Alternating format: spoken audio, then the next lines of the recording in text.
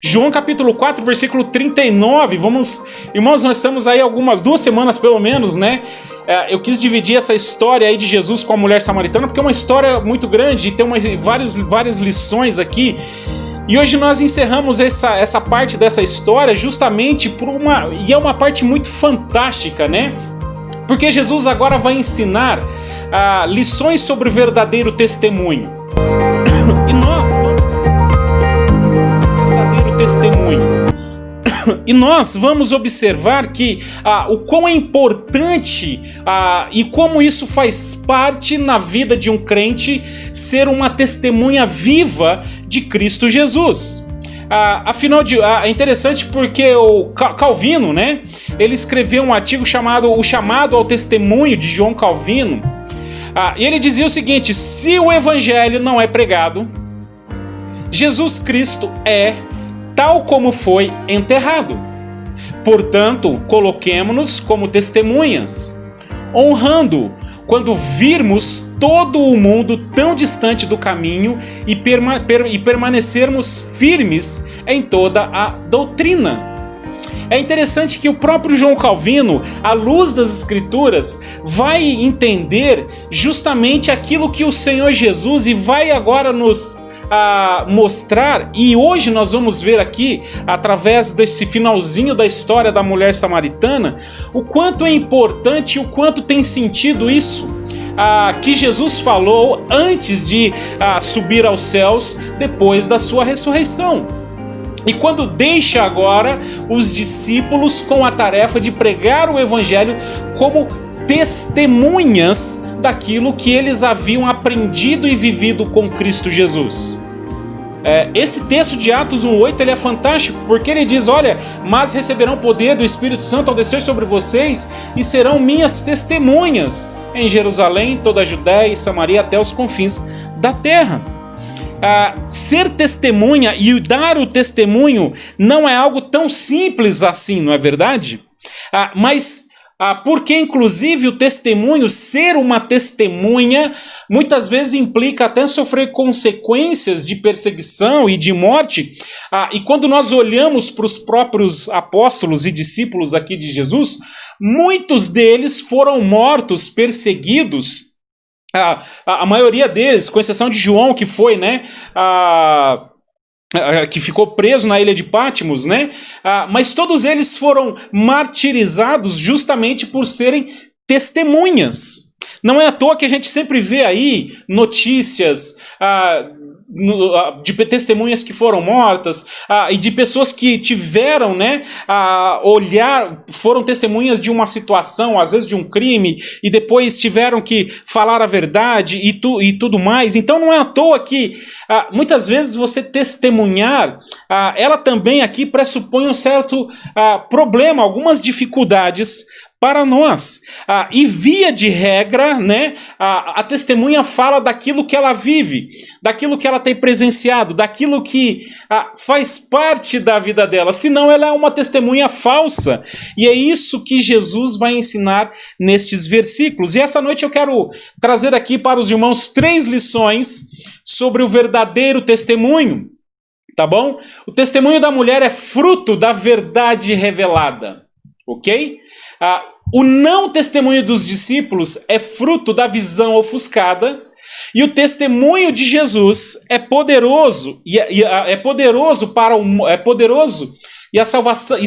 apresenta a salvação a salvação para o mundo é apresentada. Ok? Então são essas 3 lições que nós vamos observar aqui essa noite. A primeira delas começando, né, nos versículos de 27 a 30 de João capítulo 4, onde diz assim: naquele momento os seus discípulos voltaram e ficaram surpresos ao encontrá-lo, conversando com uma mulher. Mas ninguém perguntou: que queres saber? Ou por que está conversando com ela? Então, deixando o seu cântaro, a mulher voltou à cidade e disse ao povo: venham ver o homem que me disse tudo o que tenho feito. Será que ele não é o Cristo? Então saíram da cidade e foram para onde ele estava. Naquele momento, o que João está descrevendo justamente é o momento apresentado no versículo 26. onde agora essa conversa com ela, diante daquela situação da água viva, onde Jesus está propondo algo muito melhor para ela do que a preocupação e a sua necessidade, que é Ele próprio, né? Naquele exato momento onde o Senhor Jesus se apresenta como o Messias, e até então ela não tinha entendido aquilo, quem estava na frente dela, e Jesus se declara a essa mulher, né? Dizendo quem ele era, que era de fato o Messias, naquele exato momento. Os discípulos voltam, os discípulos aparecem aqui, e justamente para surpresa dos discípulos, eles pensam algo está no coração deles, mas João, ao escrever o Evangelho, descreve que eles não falaram sobre isso. Talvez o próprio João estivesse nessa situação, com certeza o próprio João estivesse ali, tivesse pensado sobre isso. Por que Jesus está conversando com a mulher? Que assunto é esse que Jesus está conversando com ela? Interessante que o texto vai dizer que ninguém perguntou, que quer saber, ou por que está conversando com ela.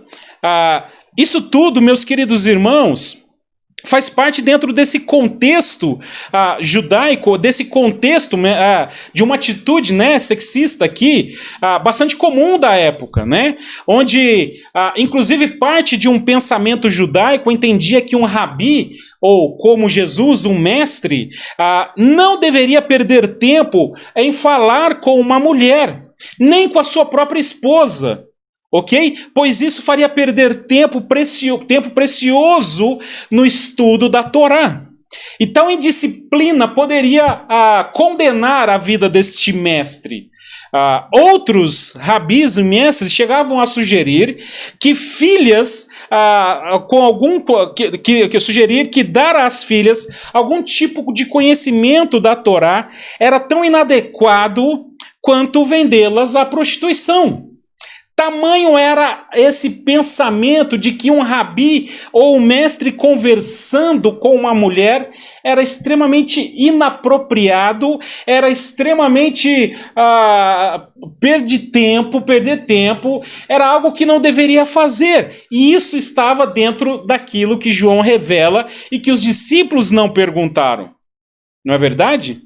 A surpresa dos discípulos ela é compreensiva dentro desse contexto, né? E aqui não está certo a atitude dos discípulos, porque simplesmente revela o pecado cultural, o pecado no coração inclusive dos discípulos. Não se dá o motivo aqui, porque os discípulos não fazem a primeira pergunta, mas eles entendem que Jesus está errado em conversar e perder tempo com essa mulher. E é isso que nós precisamos saber. Mas há dentro desse contexto um pecado no coração aqui. Porque, meus queridos irmãos, o silêncio pode ser uma camuflagem, até virtuosa e educada, de pura maldade do coração. Você pode ferir uma pessoa simplesmente ficando em silêncio. Você que é casado vai saber muito bem o que eu estou dizendo. Como nós conseguimos ferir o nosso cônjuge quando eu não vou falar nada. E o cônjuge fica ali. Né? O que foi? Não interessa, eu fico quieto. E com o meu silêncio, parece até ser educado, ficar quieto. Mas simplesmente você está ferindo uma pessoa, esse silêncio simplesmente está revelando, né, a maldade do coração. O silêncio dos discípulos, apesar de ser utilizado dentro das convenções sociais, e inclusive talvez ficar em silêncio porque, como nós, com o próprio Cristo Jesus, e não perguntaram para ele, porque não fazia parte das convenções sociais questionar o mestre, inclusive na frente de uma mulher. Como podemos agora questionar o nosso mestre na frente dessa mulher? Não é verdade? Mas algo interessante também que ocorre é que há um contraste aqui, porque os discípulos voltam da cidade trazendo comida, pensam por que Jesus estava conversando com aquela mulher, ou o que aquela mulher queria falar, e não falam do testemunho que deveriam ter dado na cidade onde eles estavam. O outro ponto aqui que nós precisamos destacar é que ao invés dos discípulos darem testemunho de Jesus na cidade em que acabaram de voltar, quem dá o testemunho é a mulher. Por isso ela chega lá na cidade e diz: olha, venham ver o homem que me disse tudo o que tenho feito. Será que ele não é o Cristo? O texto justamente demonstra essa ansiedade para dar o testemunho. Essa mulher estava ansiosa. A mulher deixa o cântaro e sai correndo para justamente falar para as pessoas quem era esse testemunho, para verificar esses fatos. E o testemunho da mulher é muito simples. O testemunho justamente, é interessante que o testemunho dessa mulher é simples, mas ele é extremamente profundo, porque tem em foco aqui o conhecimento de Jesus sobre a sua real condição. Quando nós olhamos para os versículos anteriores, como nós estudamos semana passada, o Senhor Jesus vai no cerne do coração dessa mulher e descreve para ela que o problema dela não era o problema com a água, mas o problema de coração, de pecado, que se refletia na sua vida moral questionável. E Jesus, numa conversa dura com ela, expressa isso. E o que mais legal é que a mulher diz: olha, venham ver, porque esse homem diz aquilo que eu tenho feito. Um testemunho simples. O testemunho revela o ponto central do problema, que não era uma questão de água, mas de desordem pecaminosa. Queridos irmãos, Cristo Jesus toca muitas vezes em coisas que nós não queremos ou queremos esconder, mascarar e manipular. Mas Cristo ousa revelar, né, a verdade sobre a real condição e se oferece como única forma de solução para aquilo que nós estamos vivendo. Jesus não tem esse politicamente correto, esse cuidado. É claro que de forma amorosa, claro que com muita compaixão, mas o Senhor Jesus, ele ousa sim tocar naquele que mais está naquilo que está mais escondido em nosso coração. Diferente dessa, e é interessante que essa mulher, diferente de muitos de nós hoje, de muitas pessoas hipersensíveis, dodóis, milindrados, fariam ao contrário do que a mulher samaritana fez. Muitos diriam: olha, eu conversei com um homem, e que homem mal educado, porque ele tocou em assuntos particulares do meu coração, e ele agora está mostrando aquilo que era coisa particular minha. Mas diferente disso, essa mulher escancara. Ela diz: olha, venha ver, porque esse homem falou tudo que eu tenho feito. E é interessante porque talvez aqueles que estivessem ouvindo a mulher dissessem: mas precisa alguém revelar? Todo mundo já sabe, não é verdade? Mas aqui acho interessante porque as pessoas ficaram impressionadas pela coragem dessa mulher. É claro que as pessoas sabiam da condição dessa mulher samaritana, mas parece aqui que o que chamou a atenção foi a coragem dela mostrar: olha, esse homem mostrou o que eu tenho feito, venham ver, venham verificar comigo. Mas muitas vezes os crentes não têm coragem, como a mulher samaritana, de forma honesta de assumir aquilo que de fato tem feito. Porque o testemunho verdadeiro dessa mulher, ele é fruto agora desse quebrantamento gerado por Cristo no coração dela. E, queridos irmãos, por mais que seja difícil ouvir, por mais que seja... nós queremos desviar de alguns tipos de conversas com Jesus, porque isso vai afetar a minha suposta autoestima, porque eu não quero Jesus Cristo revelando coisas sobre o meu coração, porque eu não quero falar daquilo que é obscuro aqui na minha vida, porque eu não vou ficar muito bem. Cristo ousa revelar a nossa miséria e a nossa necessidade de perdão e se oferece para resolver isso.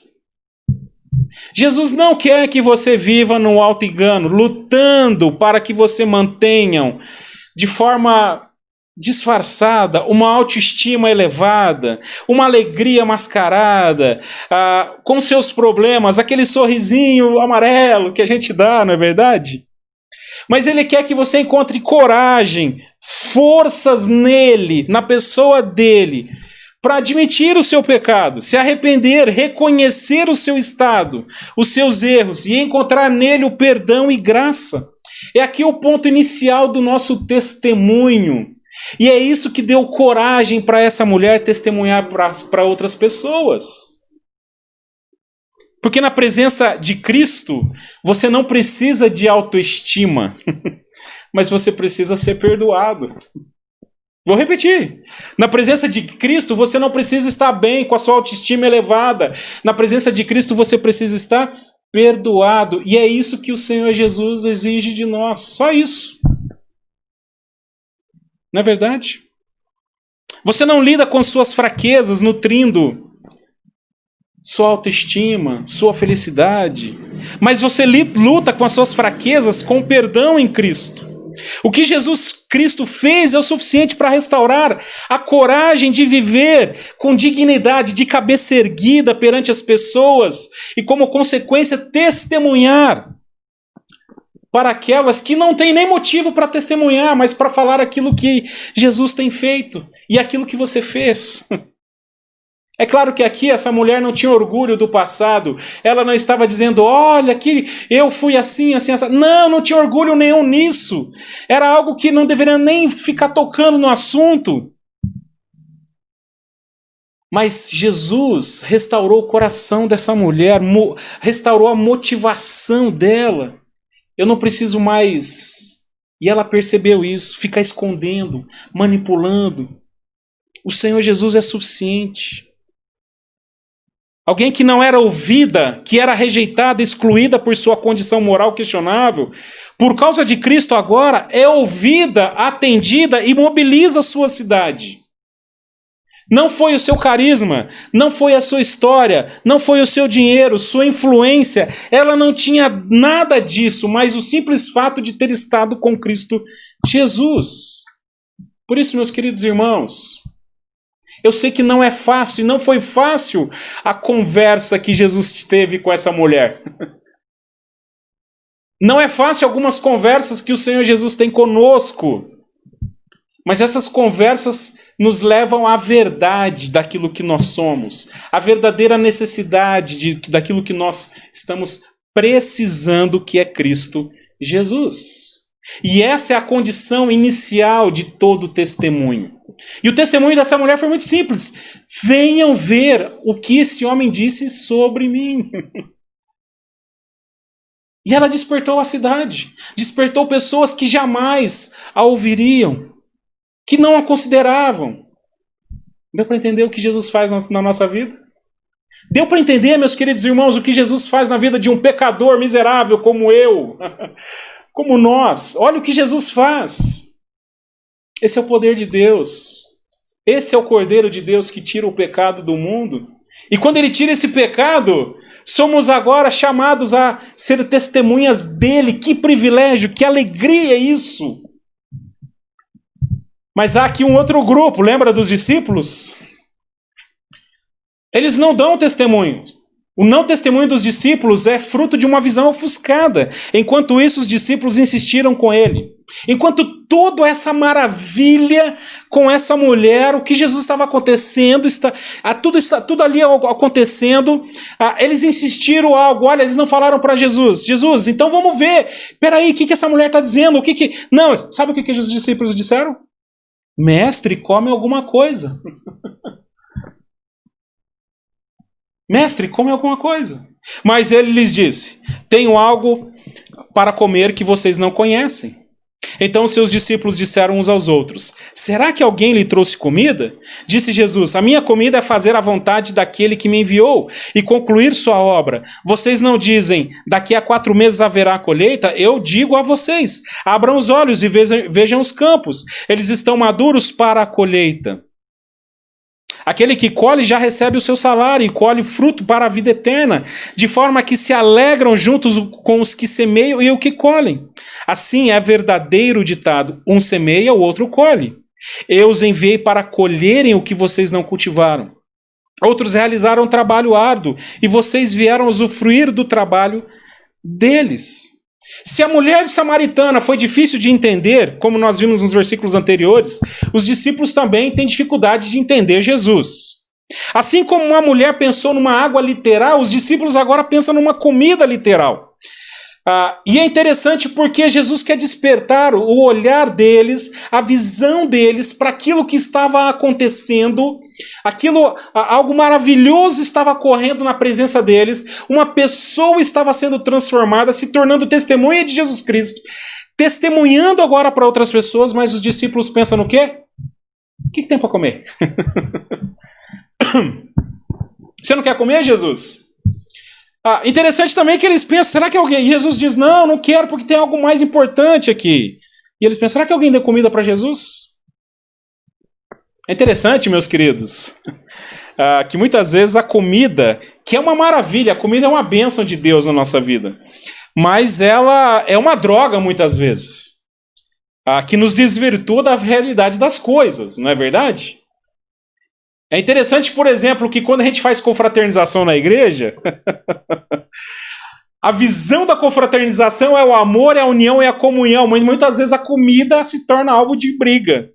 Ai, não sobrou churrasco para mim, não é verdade? Perdi a visão. Porque alguém comeu demais, porque o outro... Tá vendo como a comida cega? Ela justamente perde a visão, porque a comida agora vai ser a forma, né? A alimentação vai ser a forma de eu extravasar a minha carne, as minhas paixões. Eu me lembro quando era criança, eu não sei se isso acontece mais, né? Eu me lembro quando era criança, que... Eu não tolero injeção, vacina, eu tenho muita dificuldade. Vocês não têm noção como eu tenho medo daquela picadinha que dá para fazer a destro, né? Medir a glicemia. Eu tenho pavor daquilo. Quando aquele aparelhinho faz tac, eu quase caio da cadeira. Eu não tô brincando, não. Pergunta pra Linda. E eu, quando era criança, eu lembro que eu ia no médico e eu tinha pavor disso, tomar vacina, mas o único momento que era emocionante para mim é que no final da vacina, da injeção doída, lembra da Bezetacil? Acho que você já tomou uma Bezetacil, lembra? Era que o farmacêutico lá, a enfermeira, dava um pirulito para você, ou para mim. E aquilo me dava uma alegria, um conforto, um consolo naquele momento de tristeza. Era uma forma de quase dar um afago no meu coração, não é? É um exemplo que aqui é utilizado, mas justamente para descrever como muitas vezes a comida tem esse poder, né? Essa droga de trazer uma satisfação em relação à ansiedade, uma forma de fugir da realidade, uma recompensa para os meus erros, né? Não é verdade? Precisamos tomar cuidado com isso. A comida que antes que foi dada por Deus para nutrir os nossos corpos, e foi unicamente isso, para que esse corpo aqui funcionasse, hoje a comida se tornou uma forma de satisfazer a ansiedade, a tristeza, a satisfação, né, fugir da realidade. Virou até gourmet agora, é chique você comer alguns tipos de comida, e pessoas ficam chateadas porque não pode comer aquele tipo de comida. Entorpeceu a mente, assim como os discípulos aqui estão entorpecidos com alimento e não conseguem enxergar aquilo de maior que está acontecendo aqui. O que Jesus está dizendo é que, apesar da fome e sede, naquele momento, o que está acontecendo é algo muito maior. A comida não deveria desviar a visão deles do que estava acontecendo. Muito provavelmente, Jesus tem em mente Deuteronômio capítulo 8, versículo 3. Quando Moisés descreve aqui, assim ele os humilhou, relatando algo que ocorreu, né, com o povo de Israel logo depois de sair da terra, do Egito em direção à terra prometida. E lá nós vamos observar que várias situações que o povo de Israel em relação a Deus, de confusões que teve com Deus, justamente foram questões relacionadas à comida, Não é verdade? Inclusive de pessoas morreram por causa de comida, porque reclamaram e pragas foram colocadas. Assim ele os humilhou e os deixou passar. Assim ele os humilhou e deixou passar, mas depois sustentou com maná. Que nem vocês, nem os seus antepassados conheciam, para mostrar a vocês que nem só de pão viverá o homem, mas de toda a palavra que procede da boca do Senhor. Não é só de comida que a gente vive. Não é só, e é isso que o Senhor Jesus quer exortar aos discípulos. Jesus agora os exorta a abrir os olhos e enxergarem além do estômago. Tá certo? Ter uma visão mais ampla daquilo que está acontecendo. Lembrar dos textos do Antigo Testamento, de promessas feitas no Antigo Testamento, como por exemplo Amós capítulo 9, versículo 13, é claro que uma promessa futura, mas dizendo, olha, dias virão, declara o Senhor, em que a ceifa continuará até o tempo de arar, e o pisar das uvas até o tempo de semear. Vinho novo gotejará dos montes e fluirá de todas as colinas. Outro texto de Salmo 126, versículos de 5 a 6, que vai descrever aqueles que semeiam com lágrimas, com cantos de alegria colherão. Aquele que sai chorando enquanto lança semente, voltará com cantos de alegria, trazendo seus feixes. Ainda em Isaías capítulo 9, versículo 3... Fizeste crescer a nação e aumentastes a sua alegria. Eles se alegram diante de ti, como os que se regozijam na colheita, com os que exultam quando dividem os bens tomados em batalha. Jesus usa essa figura de linguagem da agricultura. E olha que felicidade que é quando o agricultor planta, tem a visão daquela terra, que aquela terra muitas vezes árida, seca, e ali ele tem a visão daquilo que vai produzir, e ele com todo o seu trabalho, com toda a sua fé, ele trabalha arduamente naquela terra, e depois a alegria de colher os frutos disso. Ele não fica olhando apenas para o momento, para a sua fome, para a sua necessidade. Ele tem uma visão do futuro. E aqui Jesus usa essa figura e talvez lembre aqui, quer mostrar para os discípulos que aquilo que havia sido prometido, tempos de prosperidade na pessoa de Cristo Jesus, tempos de colheita, tempos de bem-aventurança, de felicidade, estavam surgindo em Cristo Jesus. Mas sabe que os discípulos estão preocupados? O senhor já comeu? A mulher samaritana é isso que está acontecendo. Um povo, um grupo de pessoas que estavam excluídos, que tinham uma visão errada de Deus, agora estão tendo a visão correta de Cristo Jesus. Que maravilha isso, mas eles estão preocupados com a comida. Os discípulos foram comissionados para o ministério e devem participar dessa colheita, mas não têm a visão disso. Eles não têm a visão.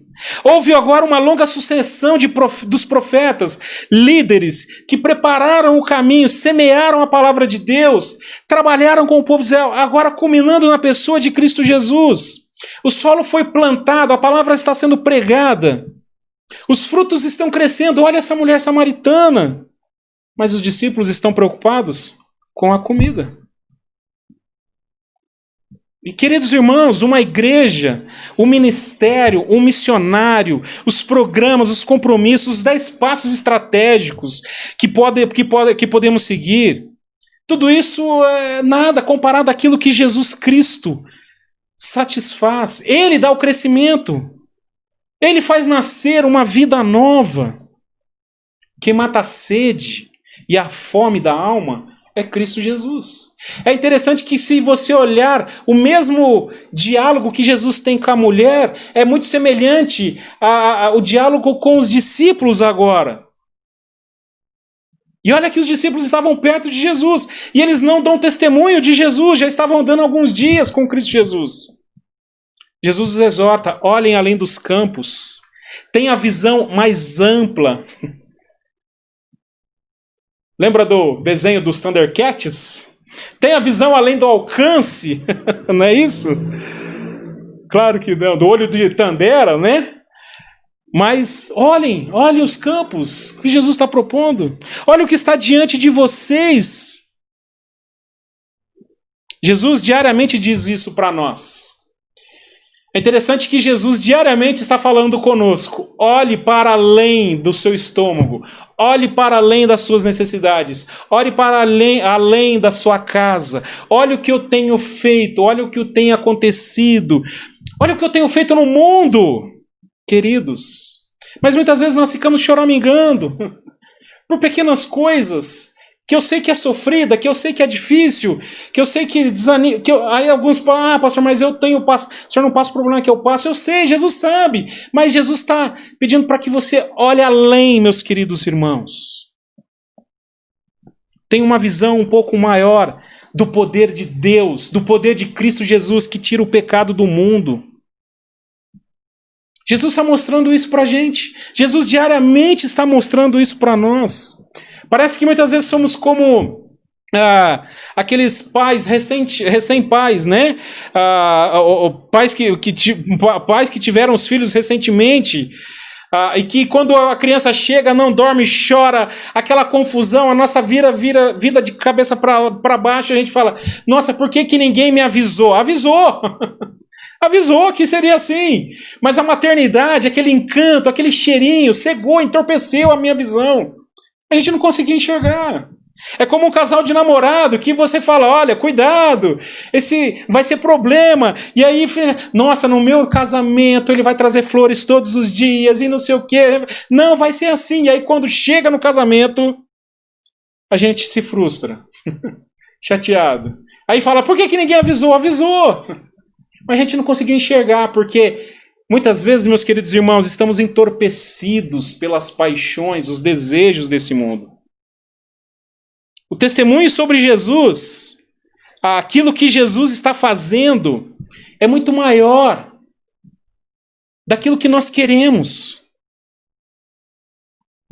Jesus tem dado testemunho, Jesus tem mostrado a sua face, Jesus tem operado na vida das pessoas, Jesus tem sido poderoso na vida das pessoas, mas infelizmente nós muitas vezes estamos entorpecidos e não conseguimos enxergar e ouvir Jesus. Meus queridos irmãos, cuidado, cuidado. Para terminar aqui essa mensagem, o testemunho de Jesus é poderoso e a salvação para o mundo é apresentada. E aqui termina a história com essa mulher samaritana dizendo, olha, muitos samaritanos daquela cidade creram nele por causa do seguinte testemunho dado pela mulher. Ele me disse tudo o que tenho feito. Talvez tenha virado uma frase de camiseta lá em Samaria essa frase. Tá bom? Brincadeira, tô só brincando aqui. Mas daria, olha, uma frase de camiseta. Ele me disse tudo o que tenho feito. Porque os samaritanos, esse pequeno testemunho foi o suficiente para despertar a curiosidade das outras pessoas e ouvir Cristo Jesus. E assim, quando se aproximaram dele, os samaritanos insistiram em que ficasse com eles. E ele ficou 2 dias. E por causa da sua palavra, muitos outros creram. E disseram à mulher, agora cremos, não somente por causa do que você disse, pois nós mesmos ouvimos e sabemos que este é realmente o Salvador do mundo. O testemunho da mulher levou pessoas daquela cidade a crerem em Jesus. Um testemunho pequeno. Na frase, ele me disse tudo o que tenho feito. Esse foi o testemunho que fez diferença, não poço novo, não sistema de abastecimento de água, não comida sendo suprida, mas um testemunho da real condição dessa mulher. E o testemunho da real condição dessa mulher foi o suficiente para dar coragem, para resolver a sua dignidade, a sua coragem de testemunhar para outras pessoas.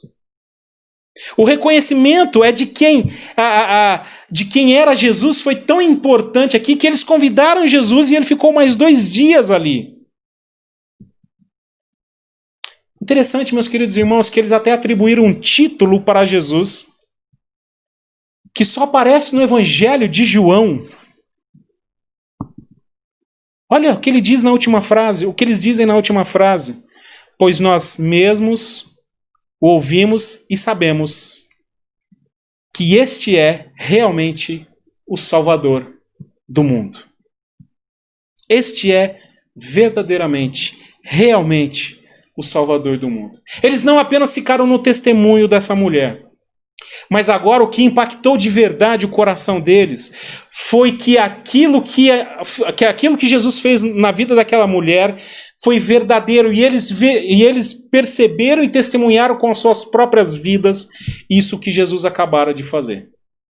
Aquilo que Jesus fez na vida dela, eles foram testemunhas, porque eles também agora se beneficiaram daquilo que Jesus era em suas próprias vidas. Não foi apenas o evangelismo da mulher, mas foi a própria pessoa de Cristo Jesus. Esse testemunho da mulher sobre a verdade da sua vida sendo declarada impactou outras vidas. Uma testemunha agora gera outras testemunhas. Queridos irmãos, que fantástico é isso. Não é à toa que Atos 1:8 foram as últimas palavras de Cristo Jesus neste mundo aos seus discípulos. E vocês serão minhas testemunhas. Mais que um profeta, como alguns afirmam ser, mais que algum apóstolo, mais que um super crente, mais que um curandeiro da era evangélica, Jesus quer que você seja testemunha dele. E para ser testemunha dele, você precisa ter a vida nele, porque você só testemunha daquilo que você vive. Deu para entender? Deus não quer que você seja um super pastor, um super missionário, uma pessoa extremamente, um super na igreja, mas Ele simplesmente quer que você seja testemunha. Testemunha. Mas para ser testemunha, você precisa ter a vida nele. Queridos irmãos, que nesta semana que estamos começando, em nome de Jesus, você possa, apesar de difícil essa conversa, apesar de muitas vezes ser constrangedor essa conversa, ter essa conversa com Cristo Jesus e ficar alegre, satisfeito, quando Jesus falar tudo aquilo que você tem feito, e você se arrepender, e você pedir perdão, e você reconhecer os seus pecados, você chorar diante de Deus, você colocar o seu coração nele, e você dizer: obrigado porque o Senhor tem falado tudo o que eu tenho feito, tudo o que eu tenho sido. Não é fácil essa conversa, mas essa conversa gera testemunho de verdade. E você pode agora mostrar para outras pessoas aquilo que Ele tem feito na sua vida. Não porque você é o melhor agora, não porque você é o bonzão, mas porque você é um miserável, resgatado por Cristo Jesus, perdoado pelo sangue do Cordeiro. Queridos irmãos, que nesta semana que estamos começando, você possa assim se satisfazer no perdão, na graça de Cristo Jesus, naquela conversa franca e aberta com Cristo Jesus, e que você possa testemunhar com a sua vida para outras pessoas. Amém?